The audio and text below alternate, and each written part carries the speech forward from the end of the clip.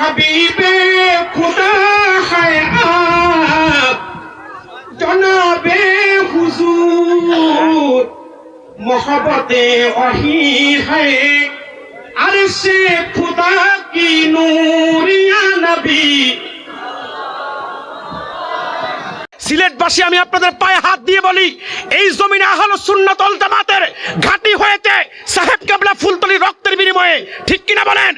শামসুল উলামা আমার সাহেব কেবলা ফুলতলি সুন্নিয়তের জন্য সৈয়দপুরের জমিনে রক্ত ঝরিয়েছে, ঠিক কিনা বলেন? সেই সুন্নিয়তের জমিনকে বন্ডলা মাযহাবীদেরকে কলঙ্কিত করতে দিবেন না। রাজি আছেন তো ইনশাআল্লাহ? রাজি আছেন তো ইনশাআল্লাহ? সিলেটের মাটি সুন্নিয়তের ঘাঁটি। প্রিয় সুধী, আর নয়, এই 6টি সম্প্রদায়ের ব্যাপারে সজাগ থাকবেন ইনশাআল্লাহ।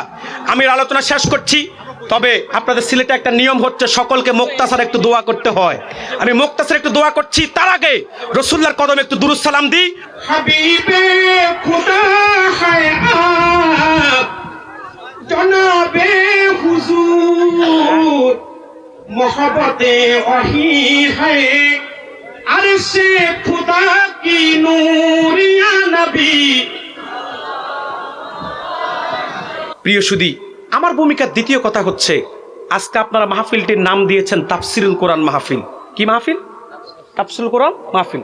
তাফসিরুল কোরআন মাহফিলে কোরআন থেকে ব্যাখ্যা করতে হবে।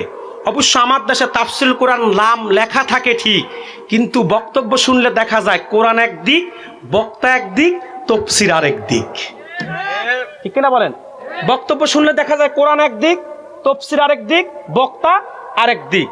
তো তাতে সমস্যা কি? লোকটা কালো হয়েছে তাতে কি? নাম তো সুন্দর আলী, ঠিক কিনা বলেন?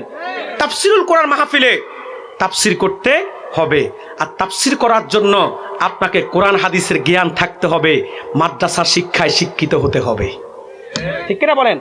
আল্লাহর কোরআন থেকে আপনি ব্যাখ্যা করতে হলে অবশ্যই আলেমের সমাপন্ন হয়ে মাদ্রাসা শিক্ষায় আপনাকে শিক্ষিত হতে হবে, নতুবা আপনার পক্ষে কোনোদিন তাফসির করা সম্ভব হবে না।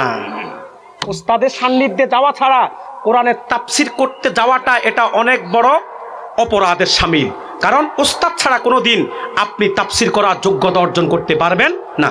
এই জন্য আমি দীপ্ত কণ্ঠে বলি, মুসলমান ১৫০০ বছর আগের কাফেররা কোরআন না মানলেও কোরআন শুনতো। আমার দেশের যারা কোরআনকে মানে না, শুনতেও চায় না, নিঃসন্দেহের আবু জাহেলের চাইতে বড় কাফের। আপনারা কি আমার সাথে একমত? কারা কারা একমত হাত তুলে আল্লাহকে দেখান।